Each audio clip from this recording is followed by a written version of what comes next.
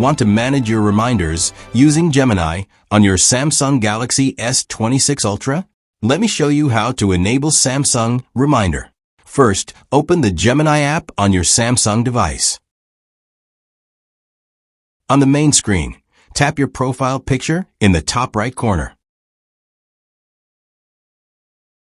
This will open your account menu. Tap Connected Apps. Now, scroll down and find Samsung Reminder.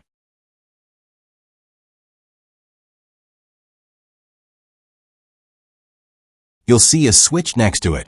If the switch is gray, it means Samsung Reminder is disabled. Tap the switch to enable it. The switch will turn blue. This means Samsung Reminder is now enabled. Unlike some other apps, there is no connect screen here. You can turn it on or off instantly using the switch. Once enabled, you can ask Gemini to create reminders, check your tasks, or manage your daily to-do list. If the switch is already blue, tap it again to disable.